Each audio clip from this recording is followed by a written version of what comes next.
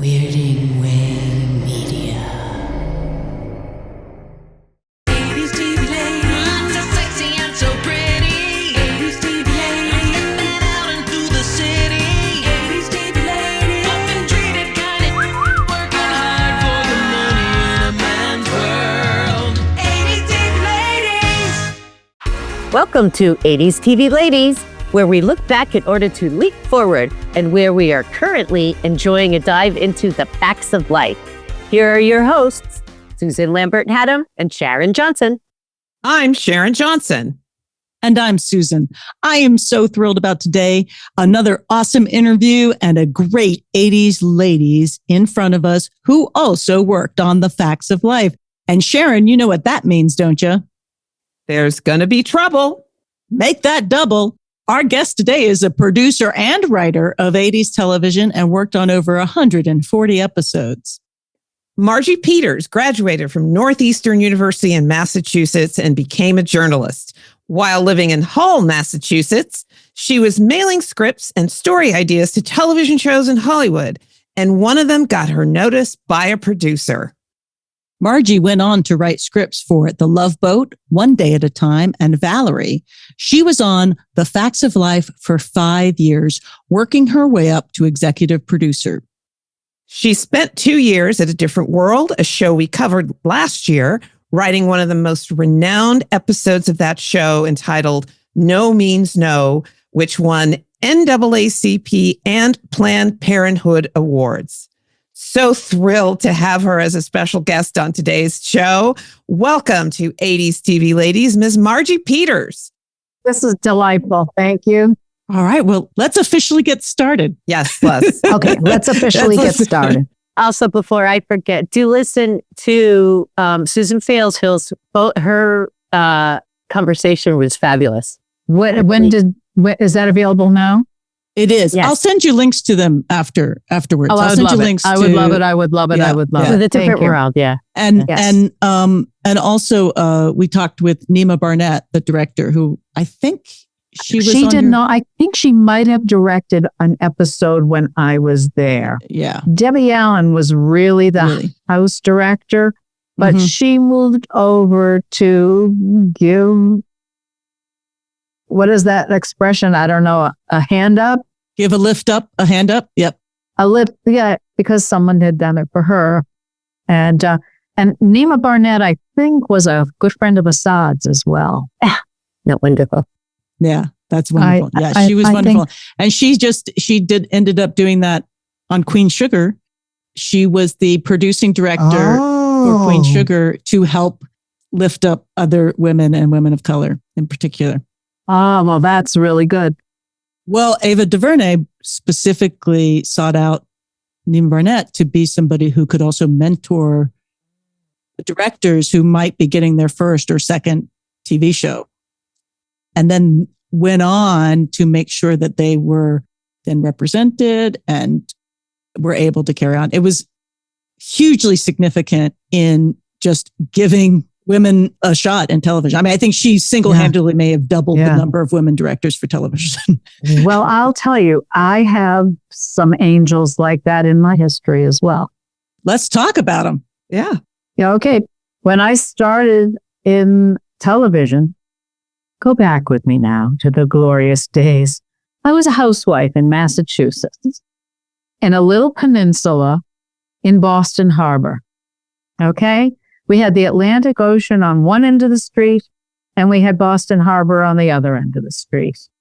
And I was a housewife, and I was a journalist, with quotes around that, because I covered local news for the regional newspaper.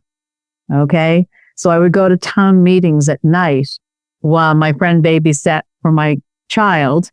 And in the daytime, when he was at nursery school or whatever, I started writing this idea for a situation comedy. I grew up with television. Okay.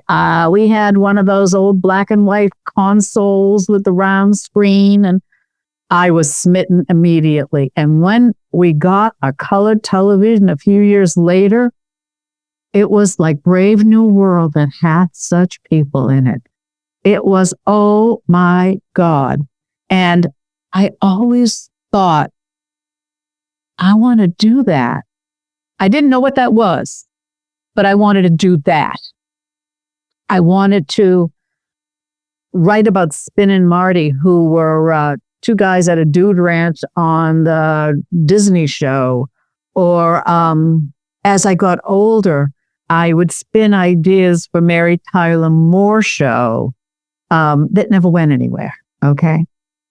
So back in 1973, my husband and I bought a house in this town in Hull, Massachusetts, that had 7 bedrooms and 1.5 bathrooms. And we bought it with our best friends from high school, another married couple, and we each had 1 kid. And it was the only way either of us could afford to buy a house back then. In fact, we had to borrow the down payment from our parents.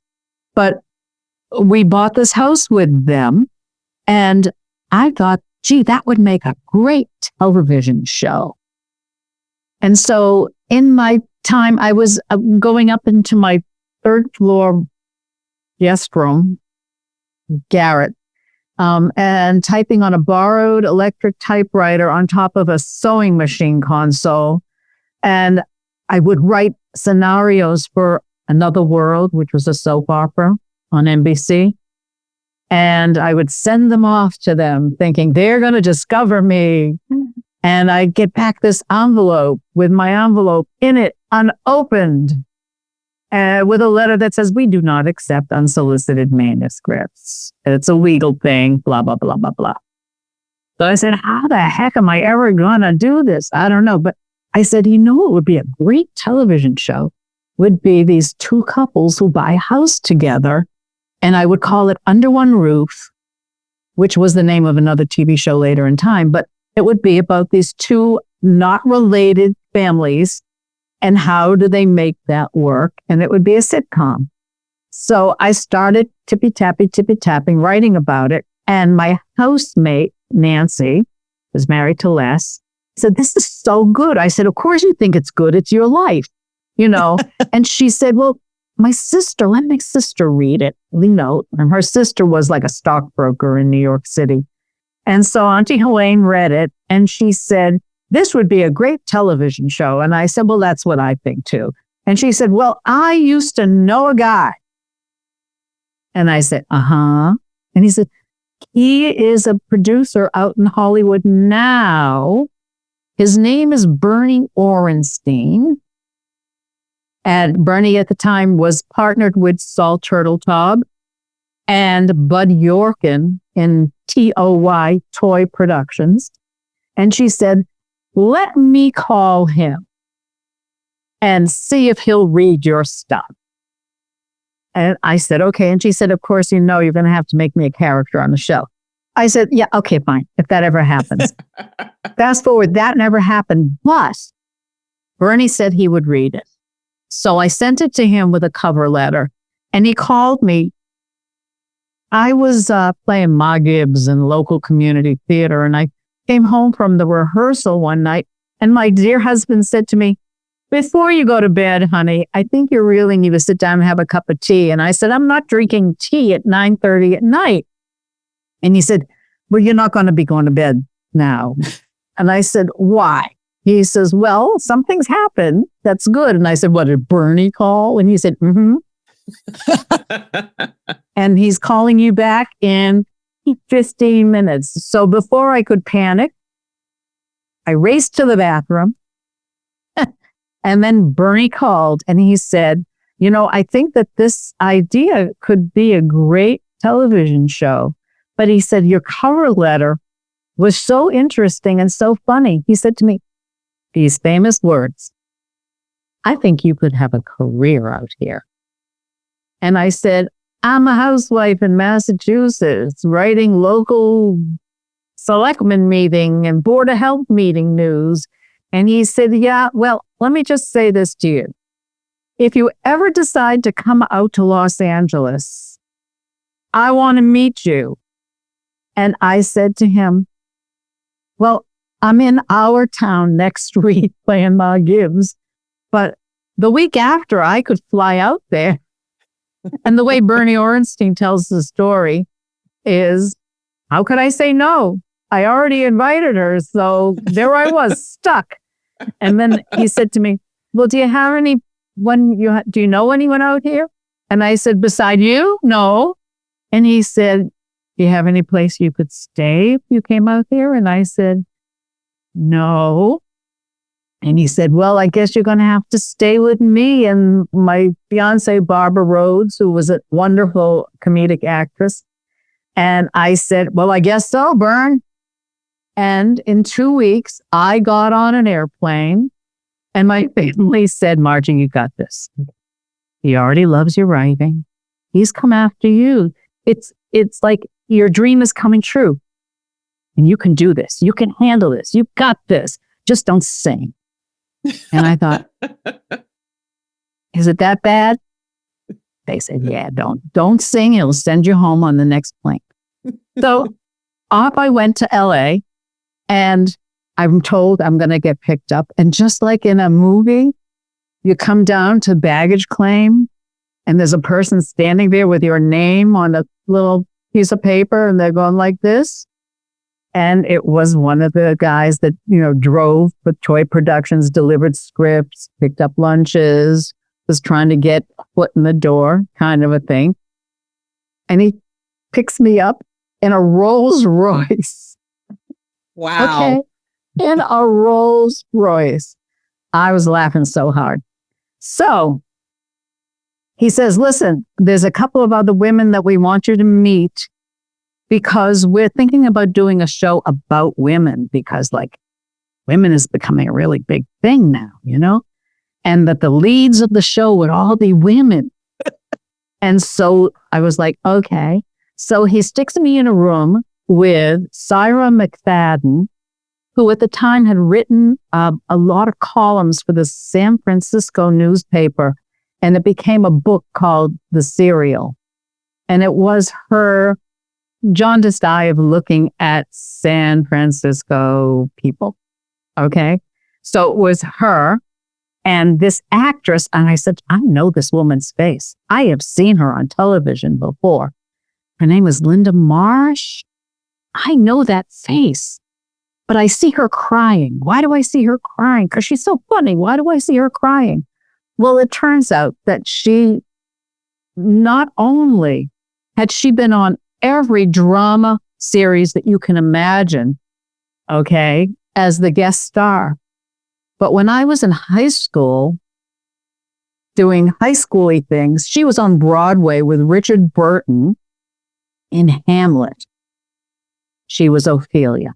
Wow. Nice. And my English teacher went during a school vacation to New York, saw the play, bought the album, the cast album, which was the recording of the play, okay, and played it in my English class for us. So that when I heard Linda's voice, I knew her voice from somewhere. She and I became writing partners as the result of that. And we did some freelance work together. I had a son who was I think in 5th or 6th grade. And she was single. And she said she never wanted to be on staff of anything. And I said, okay, because she had been offered roles in continuing dramas, but she always preferred to do the guest roles. Okay? She didn't want to be tied down. So she and I freelanced for about a year. And because of Bernie, we got an entree into One Day at a Time. Okay. So we went in and pitched stories to them, and they liked the stories. And we ended up writing a couple of episodes of One Day at a Time. If I may, I'm sorry to interrupt, but as Linda was your first writing partner, how did you guys work out how you were going to go about doing the writing together? We just did it. we sat in a room and we started bouncing things off of each other.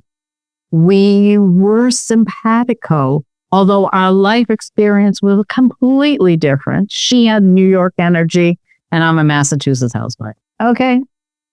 So all I can tell you is we would throw things at each other and write them down, and it worked.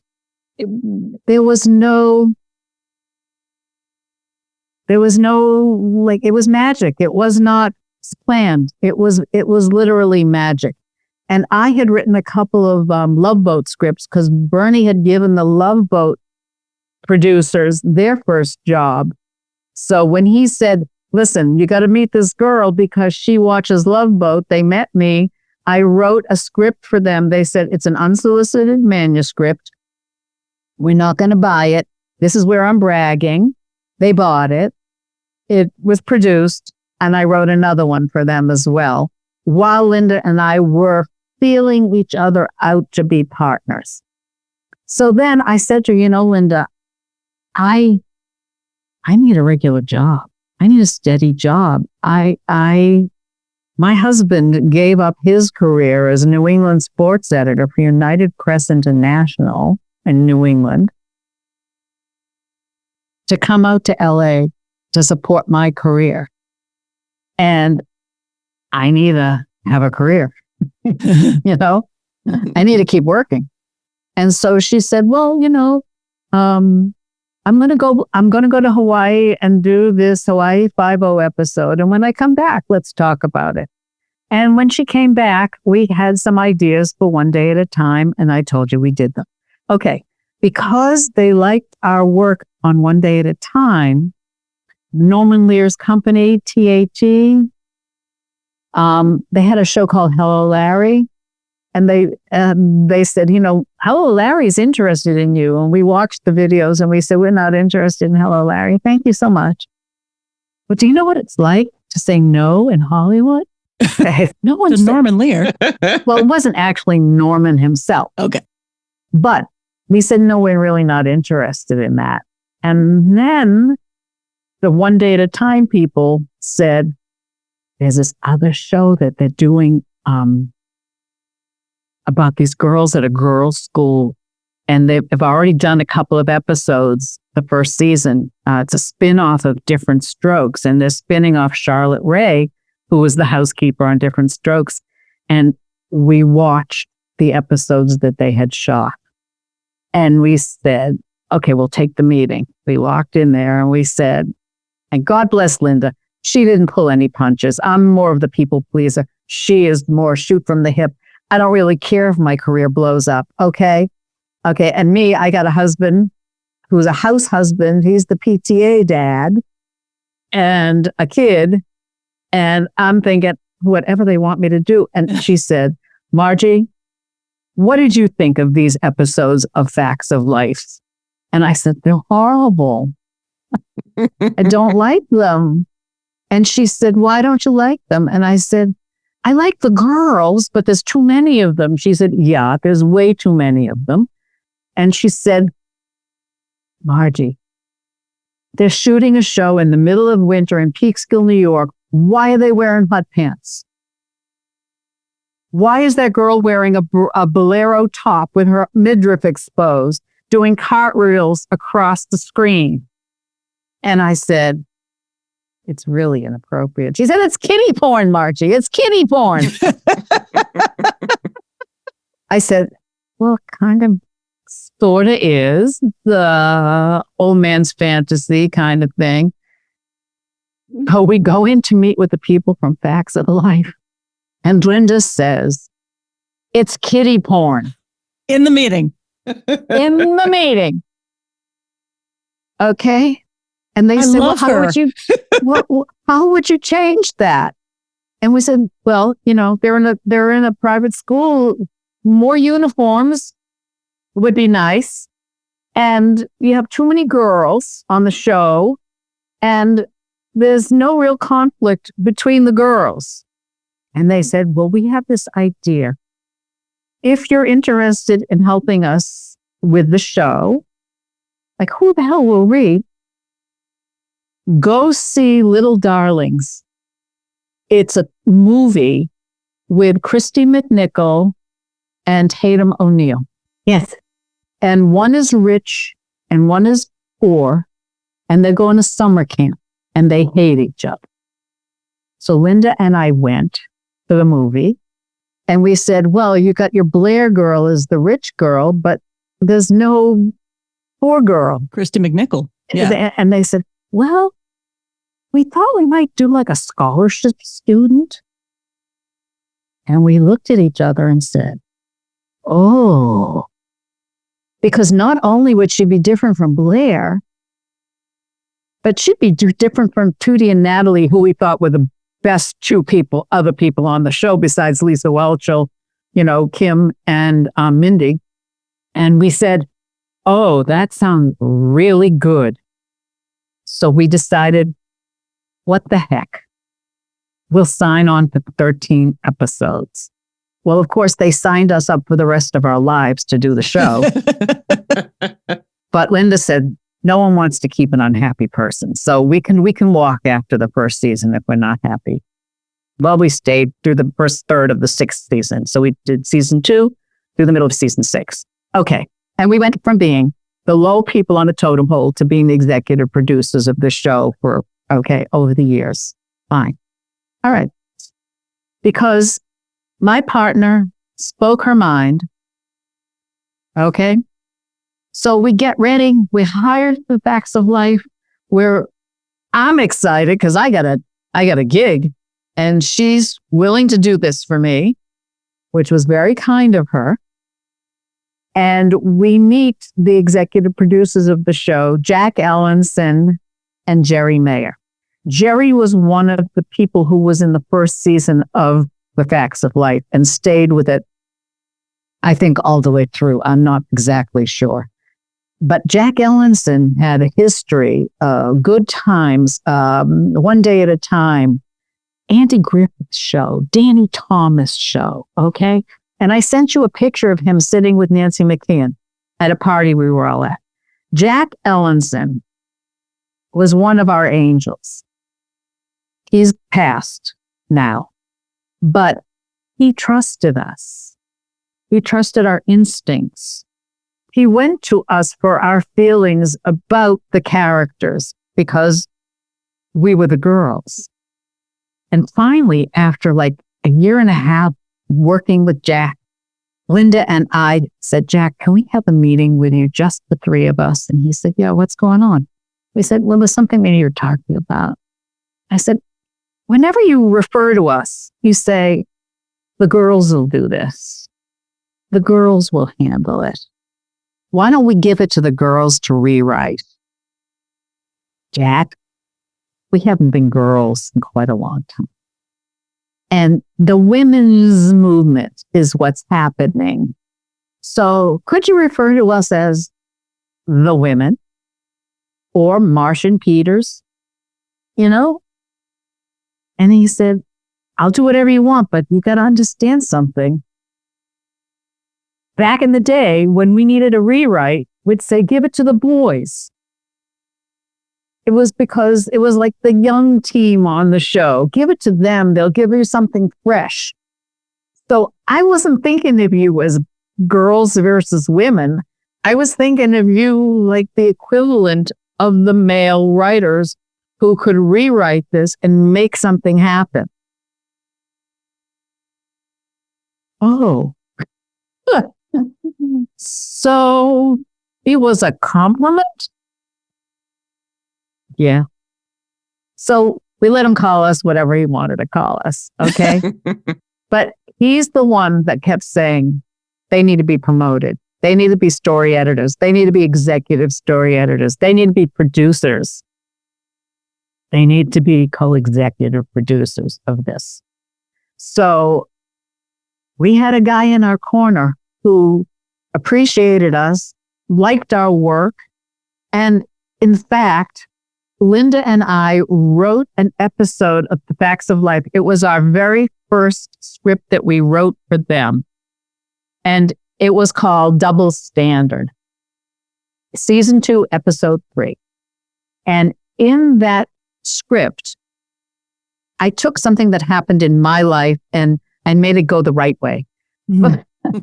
But what it was about was Blair has this friend at the boys' school that was associated with Eastland. And he's very blonde and very wealthy and very patrician. And she is so sure he's going to ask her to the cotillion. And who does he ask instead? Joe. And Blair figures, obviously, he likes the little bit of that lower class thing without saying that, you know.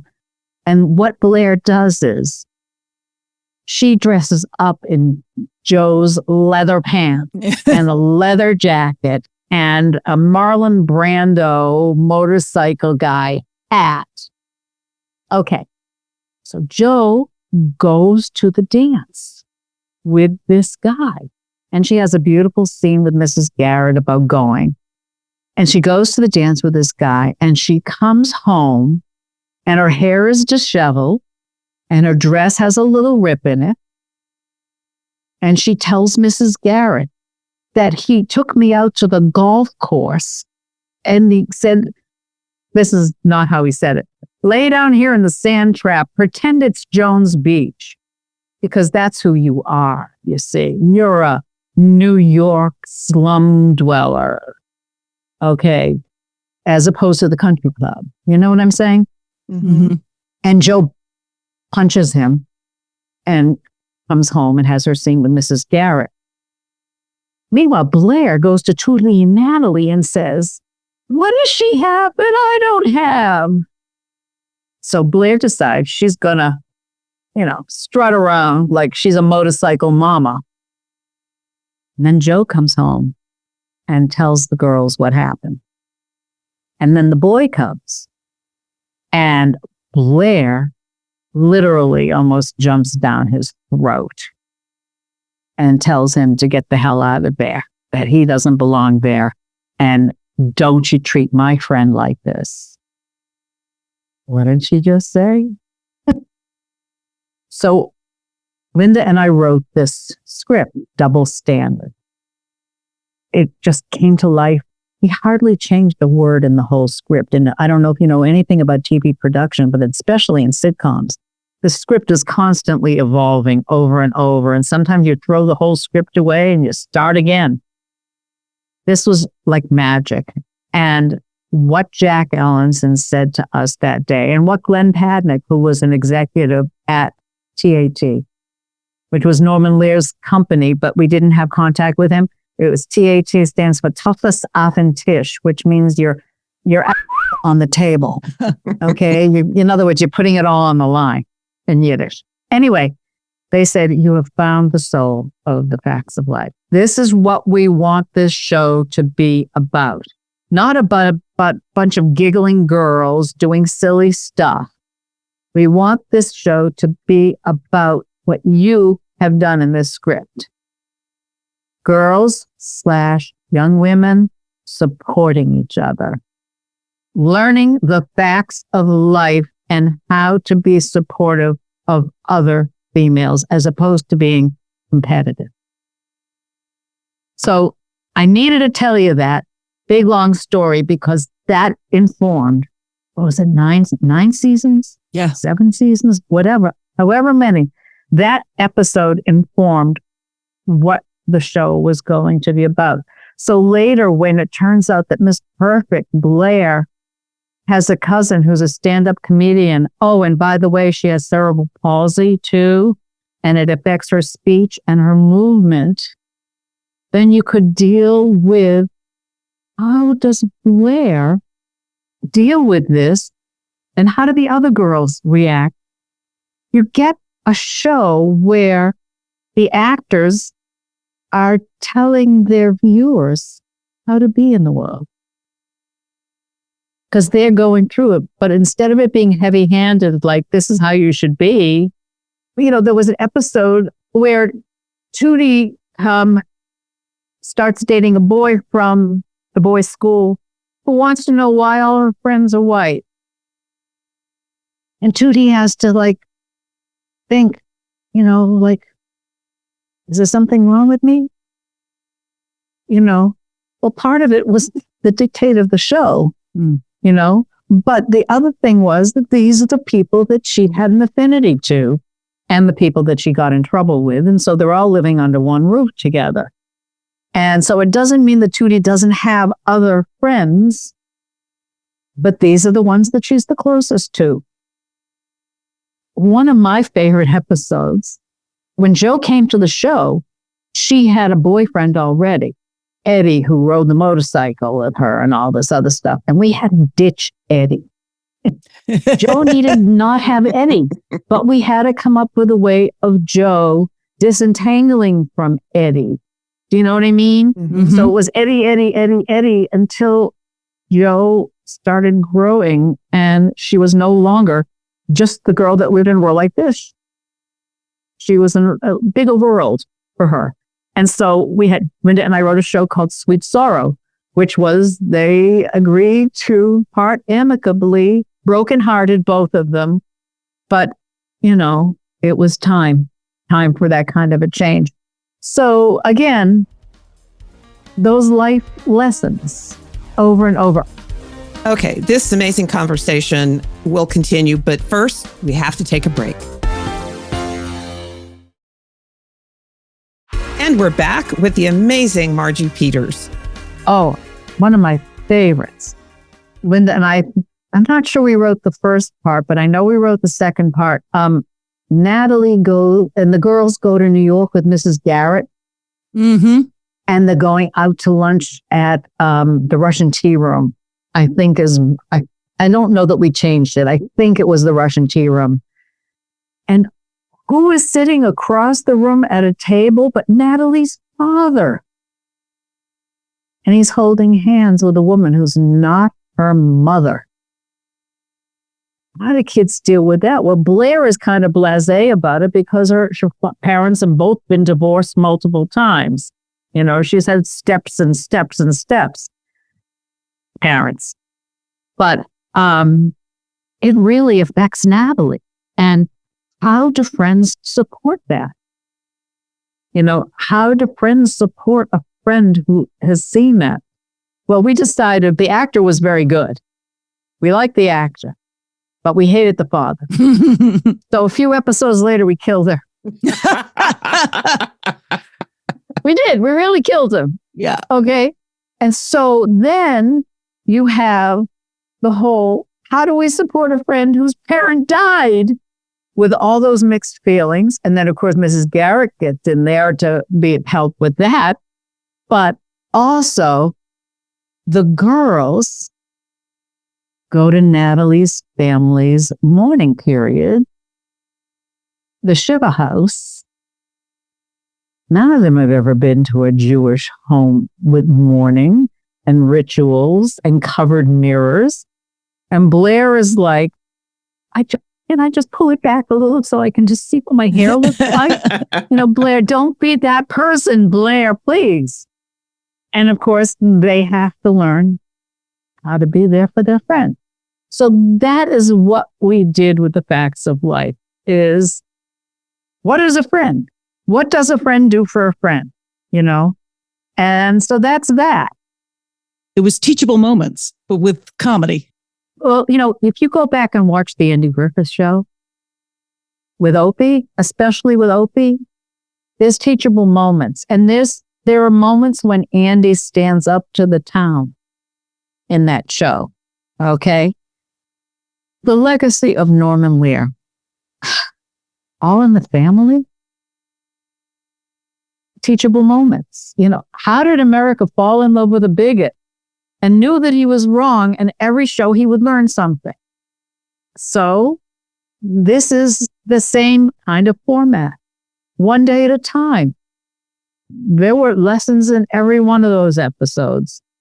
This was the era of television educating America and kind of liberalizing America a little bit, Well, I think it was more just kind of showing in a lot of different sides that we weren't seeing on television before. And it was a time when there was the opportunity to be a little bit more straightforward about things than we were before. And I have to say, as someone who did not watch the show when it aired, because in general, I tend not to watch shows about teenagers and kids.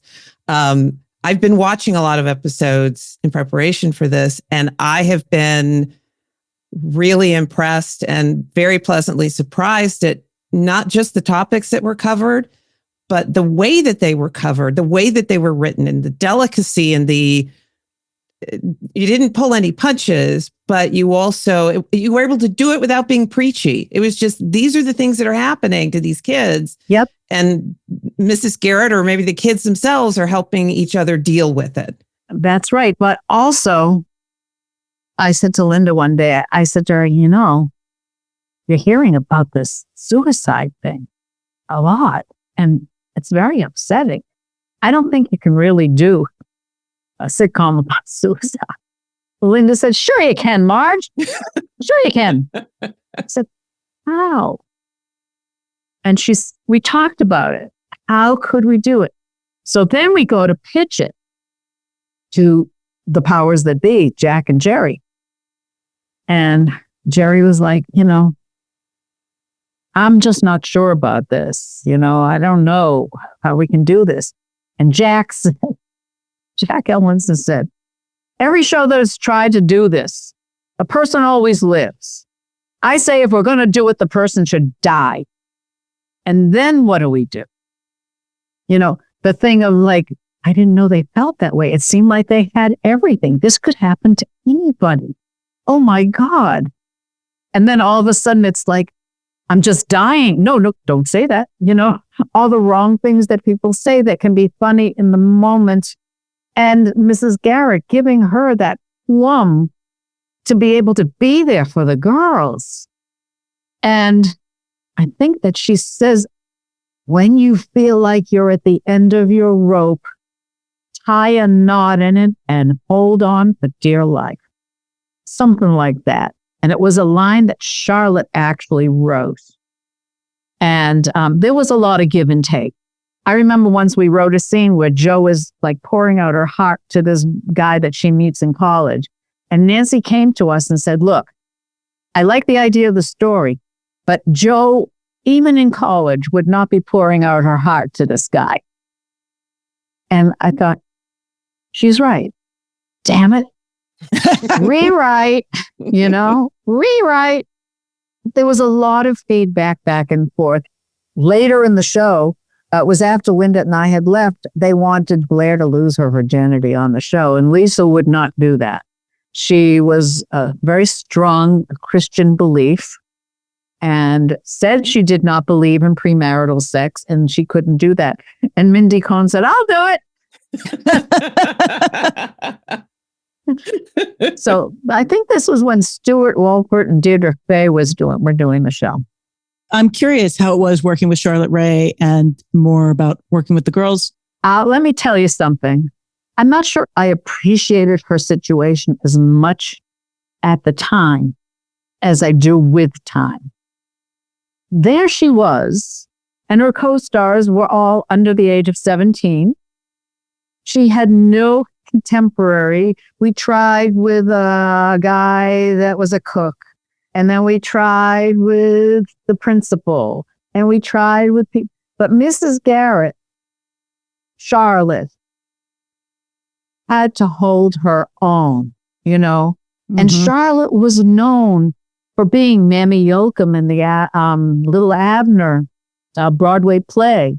And so she needed a place to shine. She needed a place for a little broad comedy. And she had the hardest job on the show, I feel, because of that. Yeah. And when people watch it, they think Mrs. Garrett is like, why isn't my grandmother like that? Absolutely. So there's that. I wanted to just say one other thing, if I may. Yeah. When Linda and I started out, there were other women writers, because this was right at the beginning of the women's movement. There was the Mary Tyler Moore Show. So instead of Mary being Dick's wife on the Dick Van Dyke Show, Mary was what? Single? She was what? Left at the altar? And she's making a life for herself in this place where she doesn't know anybody. And she's working in television. And Treva Silverman was one of the writers of the Mary Tyler Moore Show. She was like the gold standard woman writer.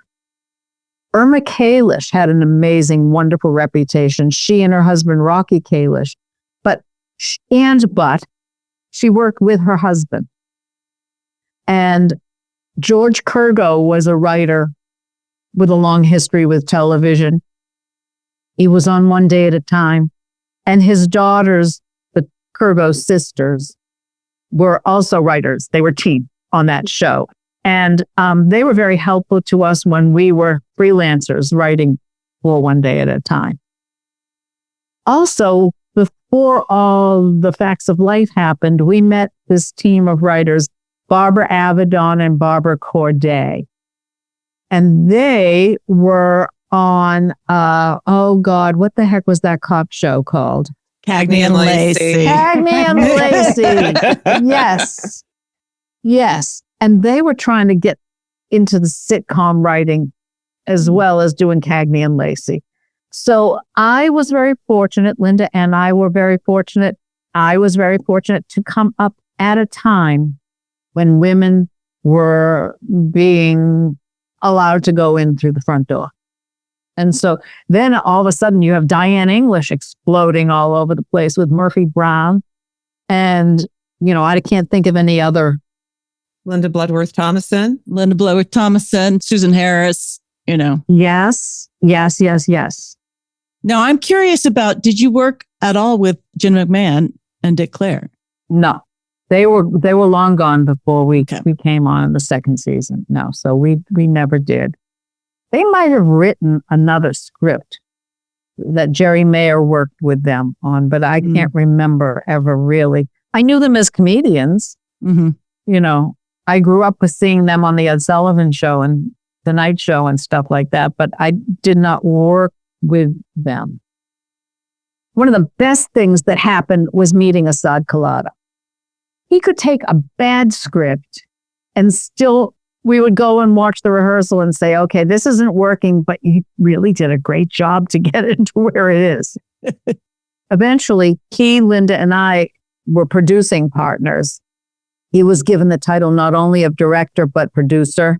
And Asad, Linda, and I did a couple of pilots together that, again, didn't go anywhere, but filled the coffers and gave us experience. Can you talk about the pilots? Do you remember the pilots? What they were? Oh, I remember the pilot. Oh, we can't really talk about the pilot. It was actually episodes. Fox was starting to do programming. Okay, Fox was happening. And we did a show about a 40-year-old woman. Karen's song. Every time I hear those words, it's like a knife in my chest. Karen's song. And we went through a lot of Hollywood names before we came on Patty Duke. And originally, Suzanne Pleshette was going to play the role. And then decided, no, she didn't really want to do that. But we had already signed a contract with this young actress to play her daughter, Terry Hatcher. Mm-hmm. So all of a sudden, Terry Hatcher was Patty Duke's daughter. The show just didn't work. But yeah, I was praying for it not to get picked up. I was literally prayed for it to not get picked up. And when it didn't get picked up after several episodes, Linda said to me, Margie, I'm done. Mm. I know you have a kid who's going to be going to college. And I said, yeah, private school too, babe, but okay. But I just can't do this. I can't do this anymore. I just can't. And I said, okay, I'm going to have to keep doing this. So my husband went back to work, in journalism, blah, blah, blah, blah, blah. And I thought, what the heck am I going to do? And then my phone rang. And it was Marcy Carsey. who her partner, Tom Werner, Mm-hmm. had the very successful Cosby Show. And they thought they were going to spin off Lisa Bonet to go to an HBCU, which I never even knew was such a thing. We talked about that in our episodes that I lived in Atlanta, Georgia when I was growing up. Mm-hmm. Mm-hmm. Arguably some of the most famous historically Black colleges, and Yep. didn't know they were historically Black colleges. Knew Yep. Spelman was there, knew they were there. But Yep. And I was like, they said, would like you to come on as co-executive producer with Dad Mumford. And, you know, you wouldn't be writing partners. And I thought, I know nothing about this, but I am intrigued. I want to know more. I want to do this. And Dad liked me. And the next thing I knew, I was on the show. And I have to tell you that it was 2 years of a continuous learning experience for me. I grew up with the civil rights movement. I was very involved in the Congress of Racial Equality because Alan Gartner, who was one of the founders of CORE, was my homeroom teacher for 3 years at Newton High School in Newton, Massachusetts. And he opened my eyes and he taught me. He was never my teacher, but he taught me 3 years, you know, who I wanted to be and what my beliefs were and where I could take a stand and what the kind of person I wanted to be. And it was not what I grew up with. So being on the show was such an extension of that. And it informed the rest of my life because I went on to get a master's degree after I left LA. I got a master's degree in multicultural education from Lesley College in Cambridge.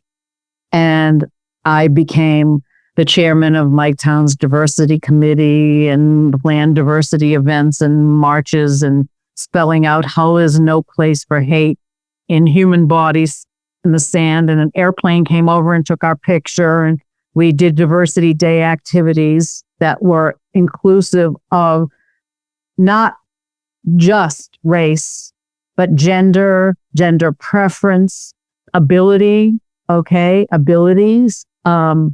It absolutely informed my retired life and the kind of work that I did in my community back in Massachusetts for decades, really. So I did not know that when I started working on A Different World, that I was going to learn and grow as a human being so much. The No Means No episode was and is one of the best things about that subject that I have ever seen. Thank you. It was amazing. It was absolutely amazing. Thank you. we talked about it. I'm going to send you that episode too, because we talked about it when we covered A Different World. I have to tell you how that happened. Oh, yes. Okay. So I'm riding in my car going from Santa Monica to the Valley, going up over the 405 to the 101 to go down, okay, and the whole traffic there. And I'm thinking, I really want to do something that is specific to college life, okay, first of all. And the whole fraternities and who's a star and who's not a star kind of a thing. I get home from work, and there's a thing about UCLA doing workshops to address, they didn't call them date rape at the time, but attacks on girls that were happening at parties on campus and events on campus. And I thought, we're on a campus.